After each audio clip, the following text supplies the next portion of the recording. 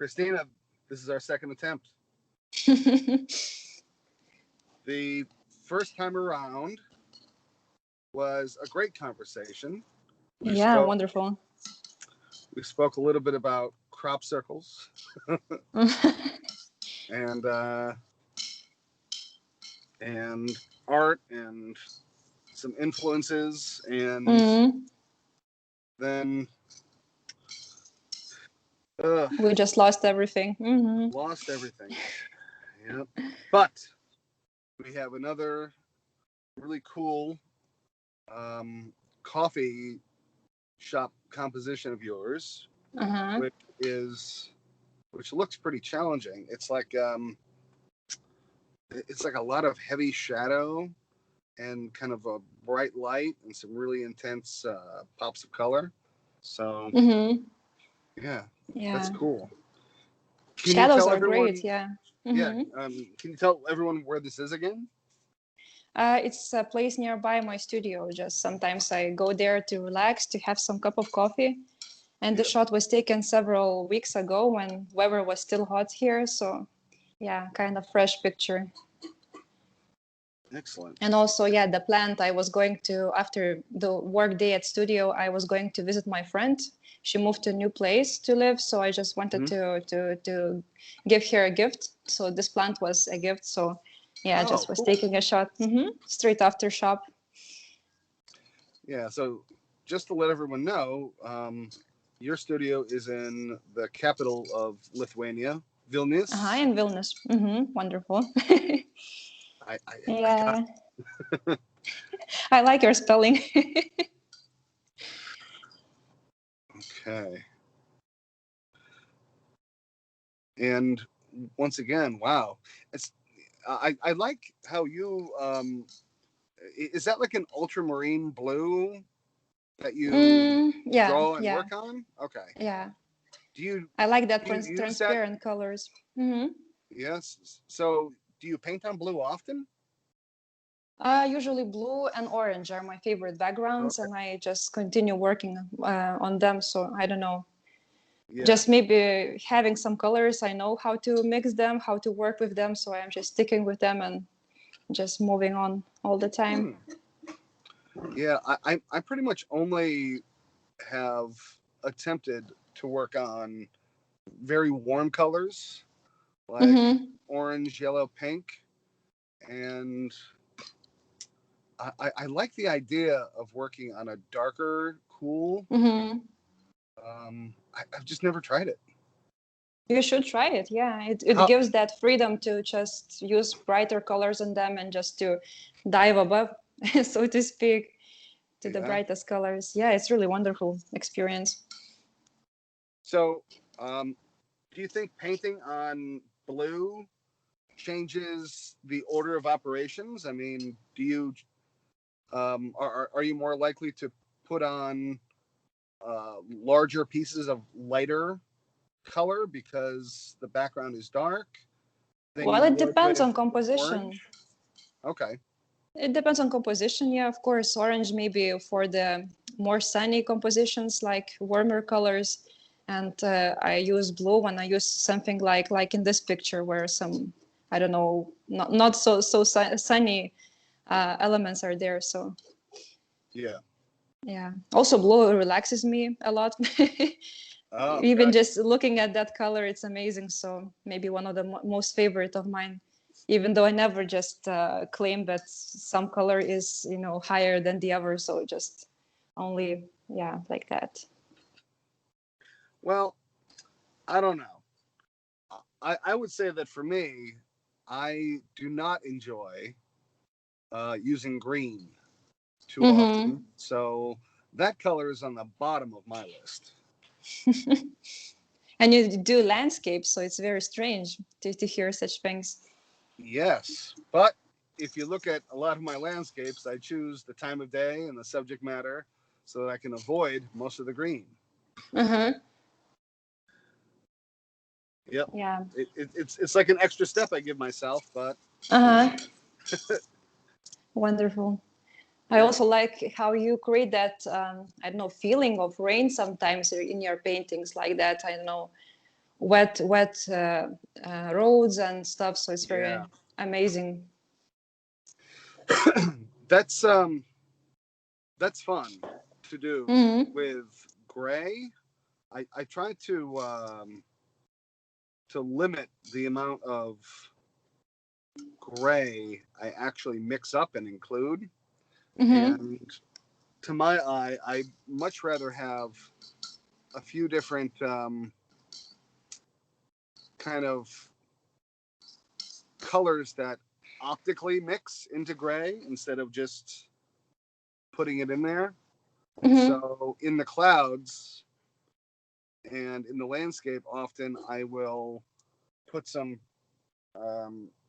more muted colors next to one another to try and create some of the gray effects without actually using too much of it. And then I kind of keep really like that true neutral gray for the special effects, I call them. Yeah. Your clouds are really fantastic. I mean, clouds to me, to paint clouds are one of the difficult things to make.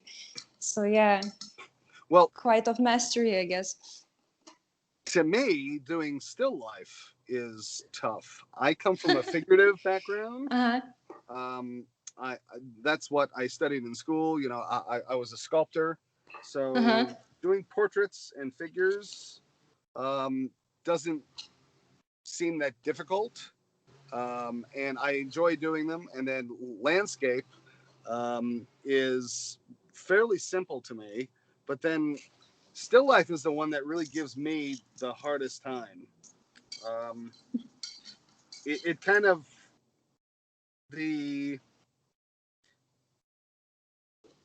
it's more like baking to me than cooking. Do you know what I mean? Yeah, I understand. Yeah, it's a little bit more precise, and the marks that you make, if you're not careful, they can come back and bite you in the ass, which so often happens with me. Yeah, it was kind of interesting because I also was painting portraits a lot in previous days, and after that just moved to still life, and also tried to paint nature as well. But that's, you know, freedom it has, it's not maybe for me. It's very hard to control, to manage all those colors and, you know, leaves and everything like that. Yeah, so I don't know. Maybe I like it because I can do a lot of just fudging of the surface. You know, like I can sort of add a lot of texture and allude to things without actually kind of depicting them in paint. So that's always attracted me. Like it just kind of feels like you can wing it easier. Yeah. So I was I wanted to ask you a question. You had brought up your you're vegan, right? And you had mentioned that in the last episode that we shot, and I was wondering how long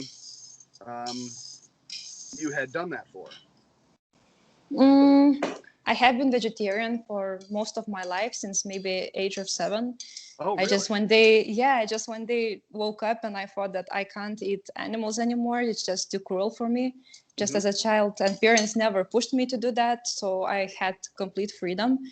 And vegan, maybe 4 years since now. So just been vegetarian for many years, and just moved to veganism. Yeah. Okay. Now, I'm interested because I have tried to do a mostly vegetarian diet, and I find it very difficult. And it's been recommended that I not do it. So I've kind of gotten around it. So I heard years ago that the Dalai Lama also Yeah. Eats can't meat. do it full time. Mm-hmm. So what he does is he's kind of like a vegetarian half the time, and the other half he'll eat meat. So Mm-hmm. I've been sort of doing something similar to that Mm-hmm. over the past few years, where I've um, I've gotten more into like a keto diet Mm-hmm. and fasting routine. Because I had so many like food allergies that I just had to Oh. Mm-hmm. I had to get rid of them. So I started like doing mostly meat and fat one day, and then the next day I would go back to mostly vegetables, and I'd leave like a Mm-hmm. good 18 or 20 hours between eating, and I really felt great actually doing Mm-hmm. that. And I don't know if I could do that full time, um, but I do definitely feel lighter. Yeah, you shouldn't be so hard on yourself. Just go how your body feels and just listen to that.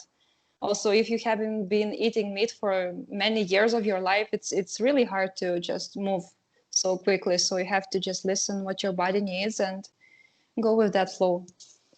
Don't be so hard on yourself, I guess. Well, I'll Easy to I'll say. I'll do my best. Yeah. Yeah. Also, milk is another issue. I mean, many people, for example, my boyfriend has a huge allergies for, summer when he goes to the fields, all that grass things.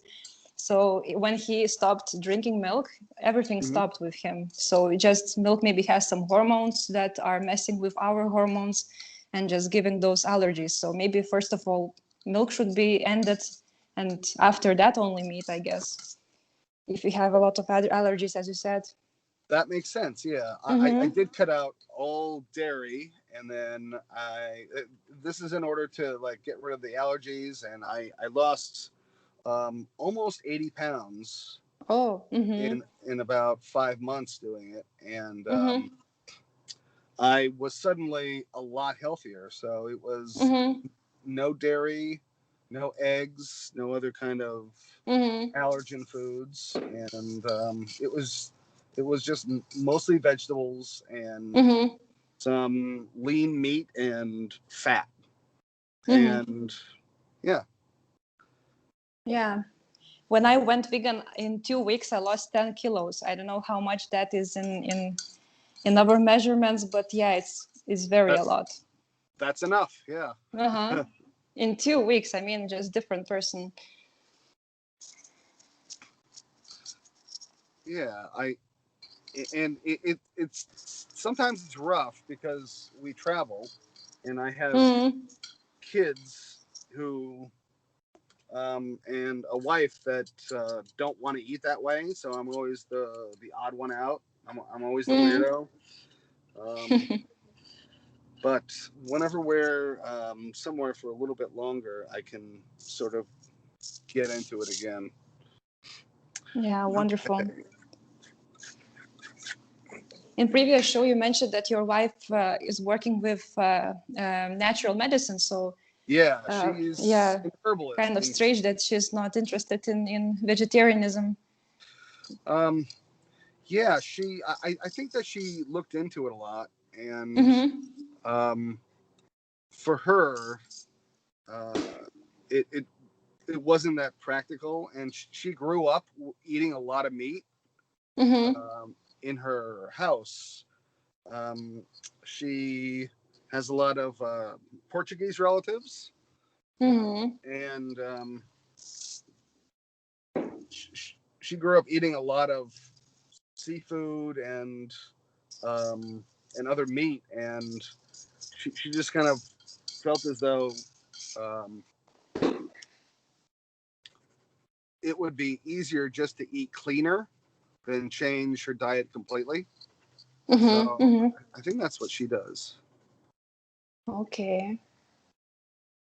But yeah, we're all gluten free and soy free and all that other stuff. And it seems to help. The only thing here is, like, in the States, we have, I don't know if you have this in Europe, but there's like something known as a food desert. No, I haven't heard And about that. yeah, food deserts are where, in certain places in the country, fresh produce that's organically grown and Mm-hmm. local meat and things like that are not available to a large Oh. population within Mm-hmm. like a half-hour drive. Oh. So Mm-hmm. that is one of the areas that we're in right now in North Carolina. It's Mm-hmm. kind of a food desert. Um, you really have to Oh, so drive sad. a long way to get actual food that's not in a bag or in a can. Mm-hmm. Mm-hmm. And That's kind of um, sad. it's sad and a little gross. Mm-hmm. And people do shop here at like dollar stores, Mm-hmm. you know, where where everything is like really inexpensive. Yeah. Yeah. Okay. I like that leaf shadow shape right on the edge there. That's kind of interesting. I just don't know where the leaf that belongs to that is. Really nice colors to use now. Yeah, I I decided to try to block in some of the green first. Mm-hmm. Um, so Gives that apocalyptic feeling. yeah, we'll we'll see how far it gets me. Oh, so um, we had spoken a little bit about like crop circles Mm-hmm. and other kind of weird stuff. I'm not sure exactly what it was before, but I had wanted to ask you about ghosts and if you ever had ghost experiences, because I know in certain parts of the country here, you get more ghost stories than others. Mm-hmm. And um, I recall my great grandmother telling me um, stories that her parents told her about ghosts and running into some sort of trickster spirit or something. Mm-hmm. And are you able to elaborate at all on that? Or have you had any experiences like that or what? Well, personally, no, I haven't had, but I Okay. think it's maybe some energy imprints on the special places, you know, maybe something happened in those places, so some kind of energy just stayed there. It Mm-hmm. very usually happens in the places of war, for example. People are sometimes buying lands and they don't even know what's happening because energy is not very settled there. You know, they have nightmares, and after that, they try to investigate about their place and they find out information that some time ago, many years, some war was happening in that place in ancient times. So energy of that, I don't know, very huge amount we are releasing in those stressful situations. It leaves that imprint. Yeah. Hmm. So yeah, So that's maybe my are there opinion. areas are there areas that you know of or that you've visited that are like ancient sites that Um, have in to do with that, Lithuania, or is that just kind of anecdotal? well, I'm not sure. I feel energies, for example. There are some people that see something. There are people that hear something. Mm-hmm. For example, maybe as an artist, I feel those energies. I feel where I feel comfortable, where I'm not. So in Lithuania, yeah, there are some places, but the most incredible experience was when I was visiting Egypt many years ago. Oh And wow. I went to Philae Temple. It's the temple dedicated to feminine energies, to Mm-hmm. goddess Isis. Yeah, so went there, and even without knowing, I just felt, I don't know, that feeling, how to express that. My skin started shivering. I just felt that uplifting energy, and I truly realized that something is really important there. So those energies, yeah, happen sometimes at those special sites, ancient sites of of those stone masons. So for me personally, and yeah, of course, I love stones a lot. I try to visit as much of ancient stone places as I can. So yeah, but to travel now in current days, it's kind of very hard due to all that, isolation and stuff. And what about yourself? That's really neat. I've had a host of weird experiences. Oh, And I didn't grow up really having too many of them. It was just when I started to travel that they kind of began to pop up.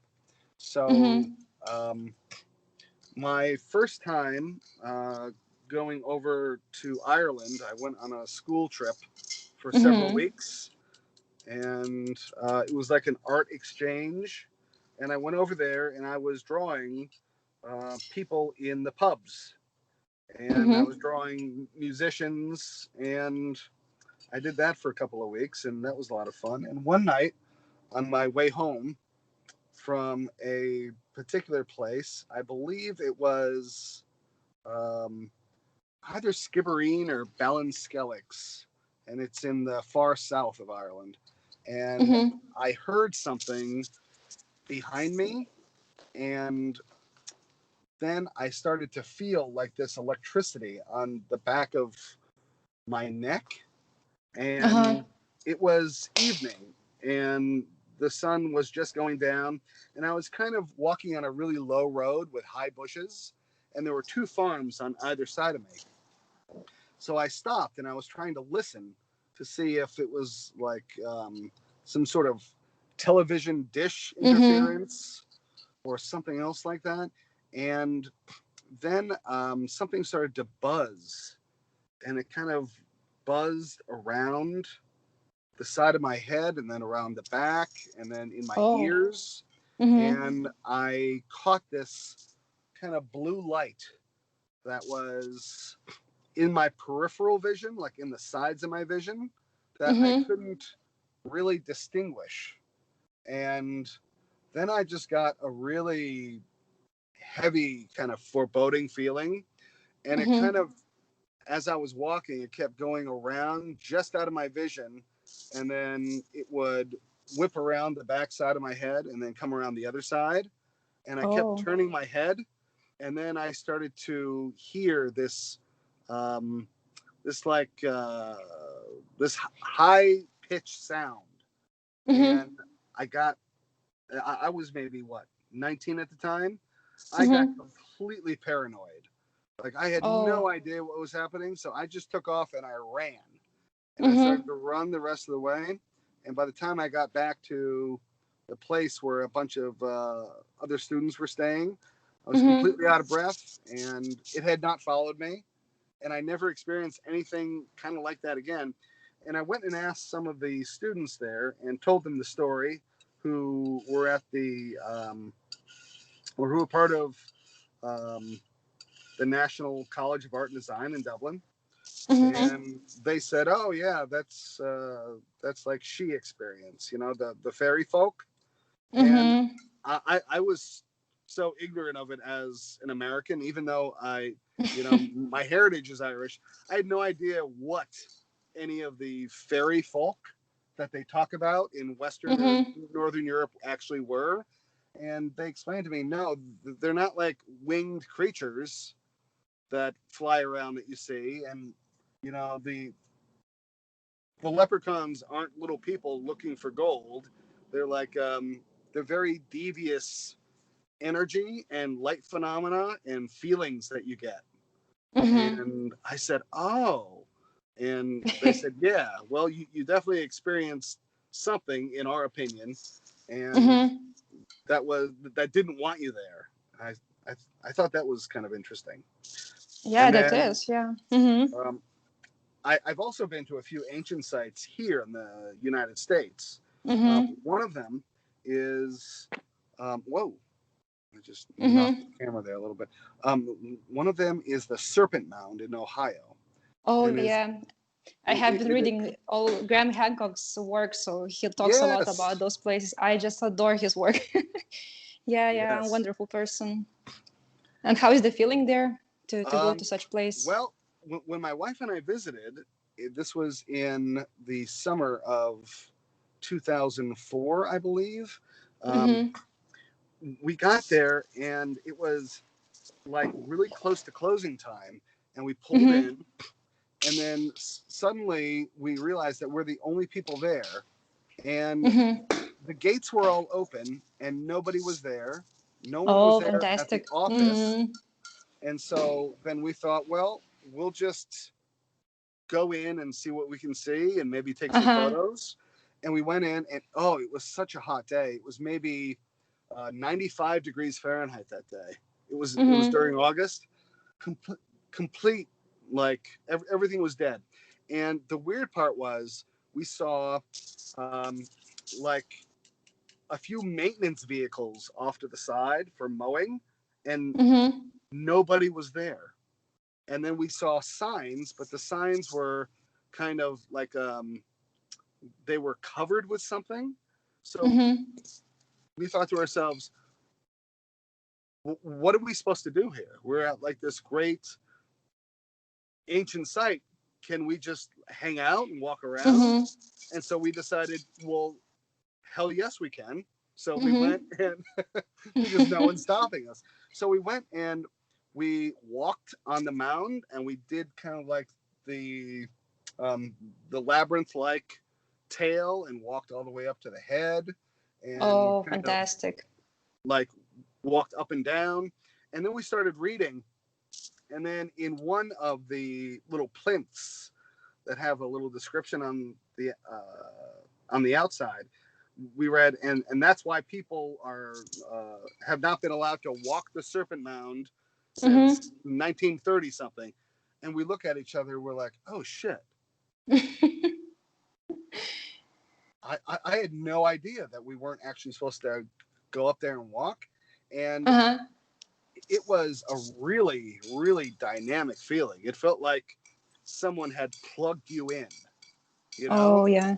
like, Mm-hmm. like you were Yeah, low yeah. on battery, and you got up there. And even though it was a hot, super muggy August day Mm-hmm. in Ohio, it was, yeah, it was like really invigorating almost. And so we left, and still no one was there. I have no Mm-hmm. idea how long we were there for, and I'm not sure if anyone saw us. Uh-huh. Um, there was nowhere to pay for it. Like Mm-hmm. there was no one to talk to about it. It was just like completely abandoned. So that's another kind of weird story from our travels. And then I've seen my fair share of like strange lights in the sky. Mm-hmm.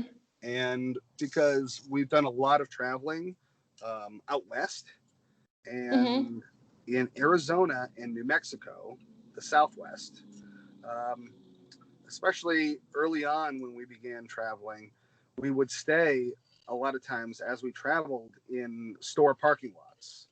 Mm-hmm. Um, and one night, everyone is kind of outside of their car, and this was in early autumn.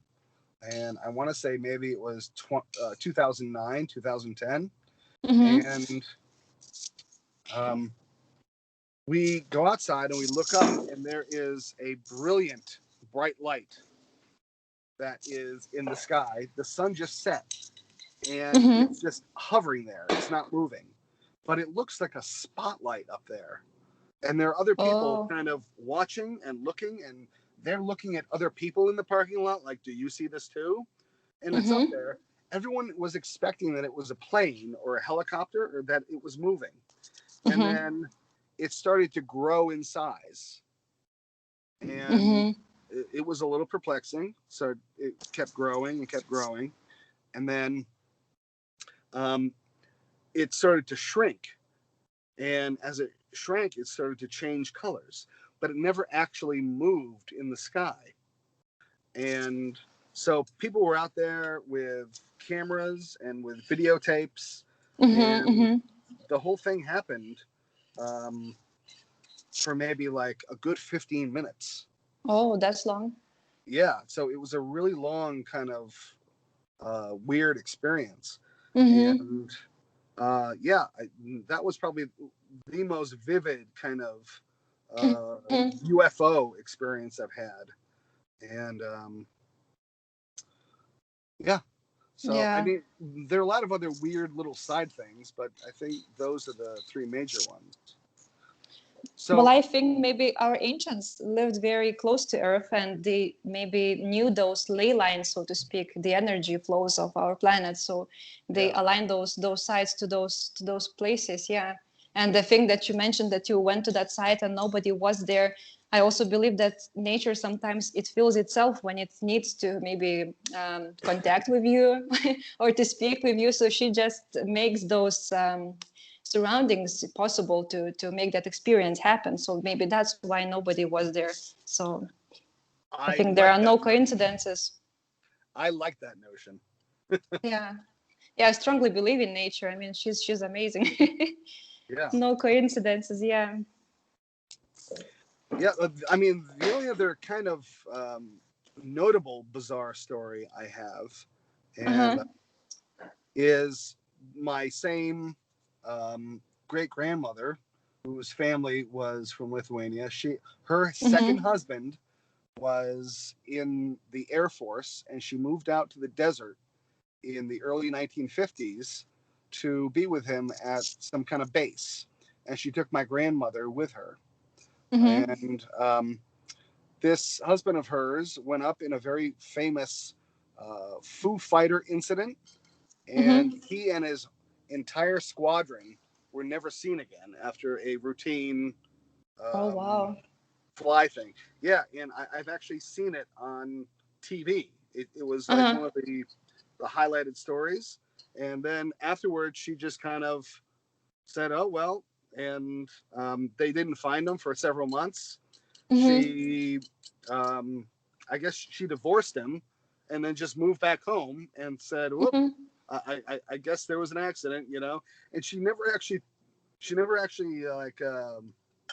thought about it much ever again.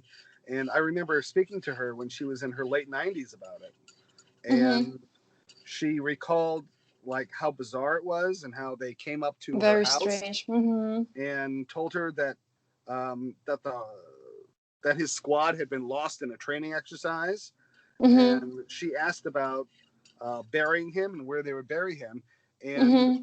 the officer said, "Well, we can't because we never recovered anything." And she said, Mm-hmm. "Oh, well, where was the crash?" And he said, "Well, there was never any crash. All the planes just disappeared." Yeah, there are very, very strange things of which are happening with military. I mean, maybe there are some things, but they're not telling us. Yeah. It's like, So yeah, public secrets, so to speak. Yeah. so Also, behind those ley lines, there are some energies that maybe I heard some people say have that ability to unite maybe realities, so to speak. Just to you can switch to another place in those times. So with Bermuda circle, triangle in the ocean, there is the same energy. Also in Europe, in the ley lines in France, for example, there are some places you can just disappear for some time. So yeah, everything is possible, so to speak. yeah. Yeah. Well, I think it's cool that you're into these sort of things. Like, did you grow up um, with parents who had kind of similar interests, or is this just something that you've touched upon on your Mm, own? Or kind of, yeah. First of all, my parents, when I was a small child, believed in God, so to speak. They really taught me that after death, you have to just go to see your papers, and so to speak. And when I was growing up, my parents started being interested in Eastern philosophies and in esoterics, and they read many books and started to reshape our growing skills and everything like that. So yeah, after that they implemented that.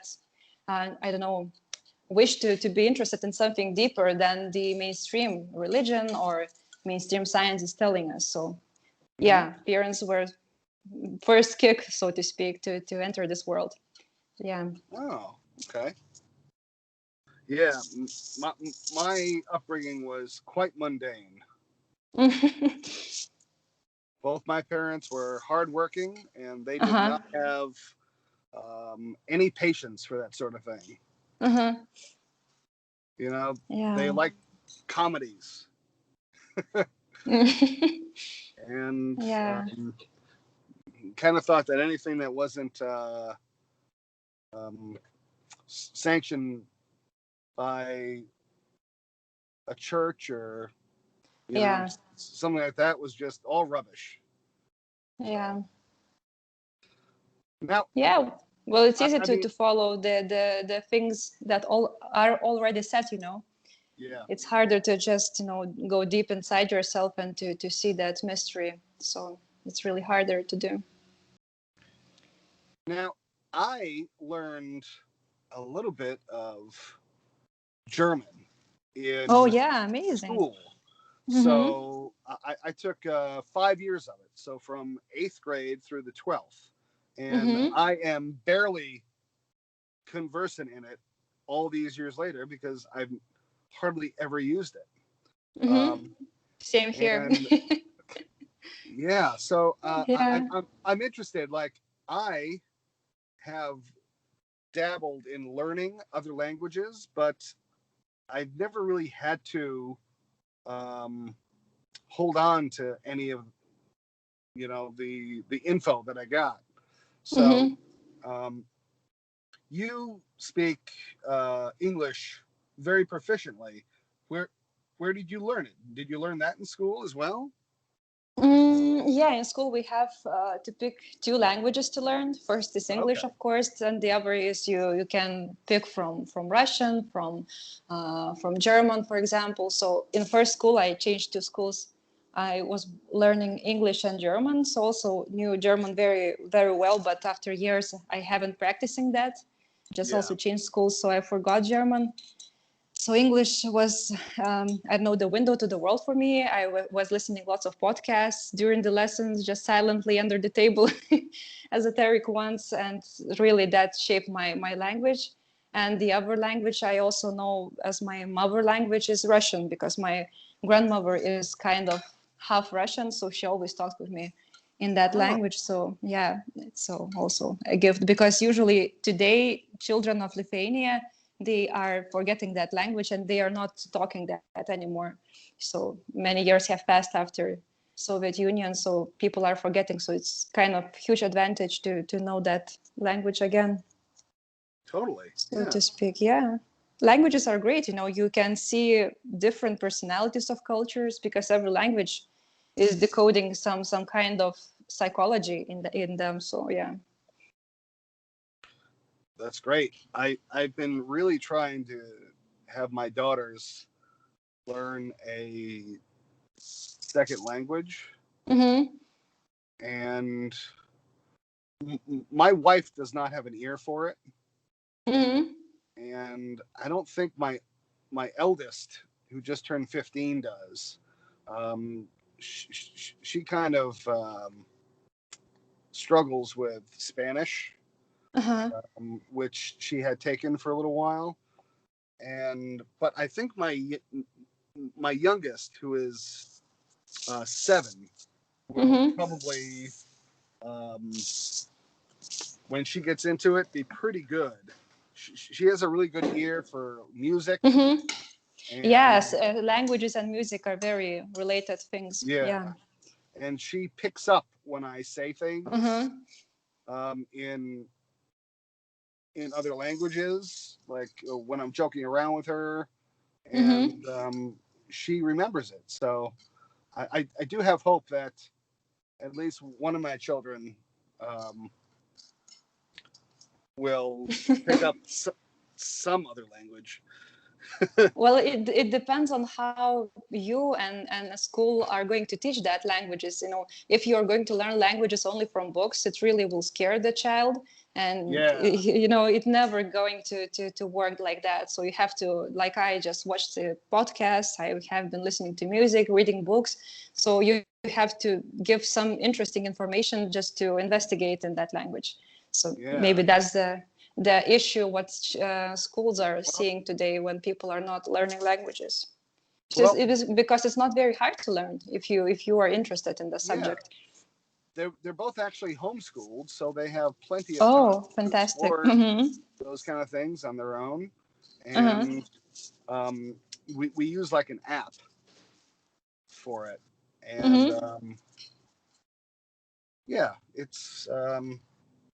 it's pretty neat.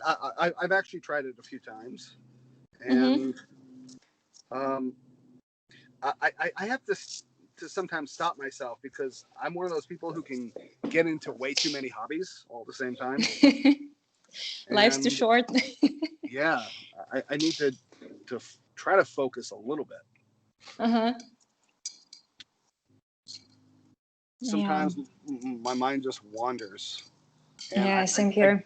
I get into so many like different things that I need to try to stop myself. Yeah, it happens all the time. So I don't really have a rich, warm color on my palette right now. I'm working with Cad Yellow Deep and Magenta and Payne's Gray. So the browns that I'm able to mix really aren't like giving that coffee sort of look. And it almost looks like it's smoothie or something. Yeah, it's kind of more like a tea than a coffee right now that I'm painting. I just looked up. I like the outline of your shadows, and I pretend to have very sharp. I probably should have done the same thing because mine are a little floppy now. Ugh. Man. So, what do you think about exhibitions, for example? Is that important for artists to make, or he or she has to work in the studio and just focus on the process itself? Well, I exhibited mostly as a sculptor, so I have only been in a few different shows as a painter, and it has not really been too helpful for me because now with the ability to just sell directly online, there's no need to really involve a lot of middlemen. And I am part of a gallery in Napa in California. But I don't really rely on that as a form of income. So it's, I don't know. I think it's a good way to kind of diversify and broaden your horizons a little bit. But I really think, at least for me, that just doing the daily painting thing and using social media to connect is probably enough. There are no real, there's not really a desire to have those gallery openings anymore. And a lot of the galleries that I knew about even have either been suspended temporarily or have shut down over here. And so I think it's becoming less and less important that you are represented, and kind of more important that you represent yourself. Yeah. And how do you think social media just now stepped very, very firmly into our, futures and so on? So how do you think the art is going to change because of that social media in upcoming years? do I think it's going to change? I think it is a great Will it evolve tool. or just not? It it I think it has the ability to be a great tool. I just think that so many people have sort of made social media into a bathroom wall and sort of Mm-hmm. put anything up there that they want. And so if you're a discerning person, then I think um, you can navigate it and it can become an interesting part uh, Mm-hmm. as an artist of your life. But I can see how it can definitely also um, kind of be a time sink. Yeah, it takes a lot of time. Mm-hmm. And that, I don't know. I think everyone's going to eventually get it. Mm-hmm. And it's going to be people are going to look back and they're going to see the early part of the 21st century and how we dealt with exploding Mm-hmm. technology, and they're going to think that we were kind of amusing about it, you know. Yeah. Also, um, Neuralink is coming on the way, so with yes. Tesla, yeah, it's kind of very scary thing. So it's really interesting how it's going to change the creativity people are having now. You know, i I heard a little bit about Neuralink. Mm-hmm. uh, I don't really know a lot about it. Now, is that the one that Elon Musk They're, is yeah, testing? yeah, testing, and he's, as far as I read, he started testing that on the people now already. Oh So wow. as he said, he's going to drill some hole in their heads and they're just to place some chips there to, first of all, that's the reason to maybe help people who have some issues, brain issues like epileptic ones or seizures, to help them. But Okay. to me, I'm not sure. Maybe that's the I don't know, the curtain that is hiding, the other future, other usage of the technology. Huh. Yeah. I Yeah. don't think that people have to insert technology in their bodies. I mean, if we will start doing so we will never have way back again, I guess, to previous things we had. Yeah. So it's kind of Um, dangerous. yeah. It's scary to even think about it. Mm-hmm. Um, yeah. I don't know if I would ever do that. I think just growing up in the 80s and 90s and seeing um, like the beginning of the computer age Mm-hmm. and the increased connectivity, um, I think I would just have a hard pass on all of it. Yeah, but what's the most scary thing is that I think that maybe in the future there will not be free will to just say, I don't want to have that in my body. You won't be having a job, you won't be having any, health insurances, everything, if you won't have that chip in your body. Because all the systems, all technologies will be implemented in that one, piece of area on your skin, for example. So you won't be able to have anything in the society that has to offer you. So that's maybe the most dangerous thing to talk about, such technologies. Wow. Yeah, Do you many really people think are that's going to happen? scared. I'm not sure. I'm open to possibilities because the same thing is happening here with that COVID vaccine. People are very afraid here in Lithuania, for example, and in Europe. I'm sure in America as well that there are going to be implemented some kind of chips that are going to, track our Yeah. locations and everything like that. So they are very small in the size of nano size. So yeah, I guess, yeah, Huh. interesting times. Yeah. I always like to think about like who would benefit from those things and um, it if it's worth it. Like if the social backlash is worth what they think the benefit is going to be.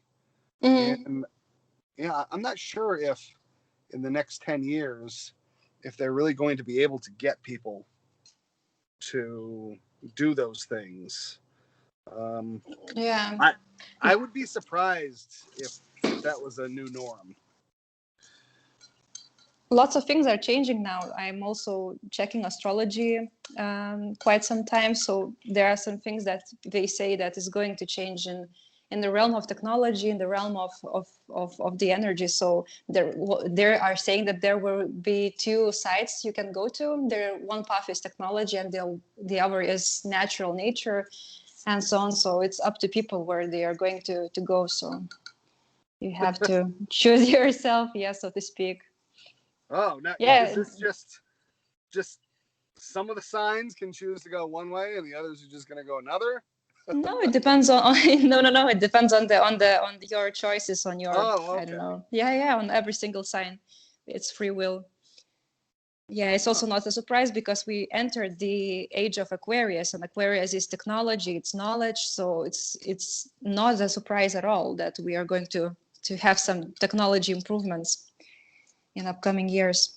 Because previous was Pisces, and Pisces were all about I doubt and I believe. So it was all about religion for 2000 years. So yeah. And Jesus was talking about the fish, and symbol of the Pisces are fishes. So, and now we entered into Aquarius, which is technology. So, okay. Yeah. Huh. So, do you actually pay attention to your astrological sign? Like, do you check it? Do you check for the position of like planets and things for your day? I try not to, but when I feel that Okay. energy is very low, I really just do that because I try to see if that's something that happens in my mind. For example, I have some issues, or the energy, the patterns are just like that, and usually all the time patterns are like that. So people are usually reacting to those energies that our planets are moving in directions, in the moon directions. Yeah, so we don't have to blame ourselves for the things, all the things that are happening. Just we have to go with the nature. So, sometimes my wife talks about retrograde planets. Yeah, Mercury retrograde. Recently, many planets been retrograding, so people are being experienced lots of things. Maybe a few weeks ago, so was a very hard time.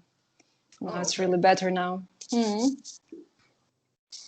Yeah, I don't know much about astrology. I know what I'm supposed to be. I'm supposed to be very secretive, right? And what sign you are? Scorpio. So we're supposed to Same be as like me.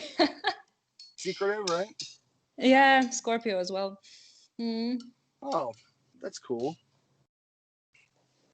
Now, have you actually had the experience where you've met people and they have kind of told you some aspect of their astrological chart and it's made sense? Yeah, usually. Also, what's interesting that, for example, my area, my friends, my family are almost from one side of the astrological wheel. For example, lots of Virgos, lots of Leos. So we tend to attract people that are very similar to us. And for example, on the other side of the circle are twins, are Cancers. So I don't have a lot of them in my neighborhood, so to speak. So because they are too different to me, and so interesting how life just brings those people. So yeah. Well, I must say I don't know too many artists who are Scorpios. I think I've only met one other person who I've kind of had a talk with who has been a Scorpio. It seems like most of the people that I know are either Virgo or Pisces. Yeah, a lot of Pisces, and then some Cancer people actually. So Oh, wow. Yeah. My painting got really gray in like the last 10 minutes. Yeah, but it's very nice, very really soft. gray.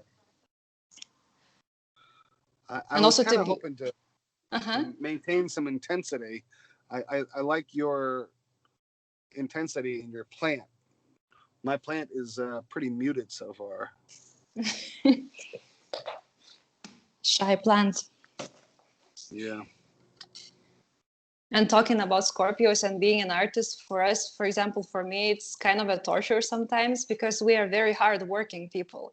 I mean, when we just think we have to do something, we have to do that perfect way. And we work a lot and really just tiring our bodies most of the time because of that intensity of the things we want to do. So with art. And we Yeah, never know how to relax. For example, I just paint, and I don't even know how to stop. Just to maybe look at the things, just to think something about them. that is very true for me. I am I am a workaholic. Yep. And I like to keep moving. Yep. Okay, so I'm squinting now and I'm looking and I'm seeing a lot more color than I was able to impart here. Ugh, I think I'm going to have to work on this a little bit more later. Mm-hmm.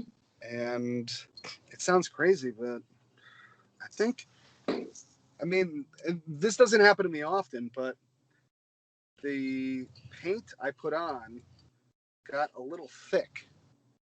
And I didn't really control it like I thought I would be able to. I might have to, before I do more on this, just let this dry for a few days or go back and scrape some of this off maybe.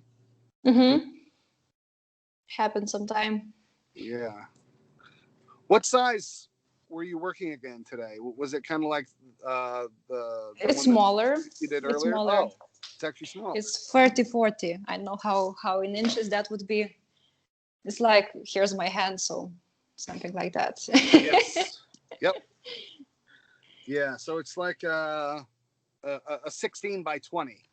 Yeah, something maybe. Yeah.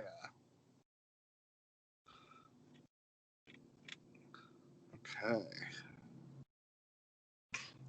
Put a little bit of purer color on there. Oh, wow. Now, crazy thing is, we've actually gone about an hour. Yeah, I just noticed that. Mm-hmm. Isn't that crazy? Time just flies. Mm-hmm. It does, yeah. So, once again, I know you did this last time. Well, I'll ask you again. How can people find out about you and find out about your work and contact you if they want to? Yeah, it's actually where it's more comfortable for them, but I have website is Okay. KristinaAsinus.com, or you Okay. can also go to Instagram page, which is Kristina Asinus. So easy to type to see my works. Most of them are just exposed there. And also you can go to Facebook, same name, Kristina Asinus as well. Great. Thank you so much for Thank you agreeing so much. to chat and paint with me again. And Wonderful experience. really appreciate it. We should do that more often, I guess. Yes. We should Interesting definitely do chats. this again, Kristina.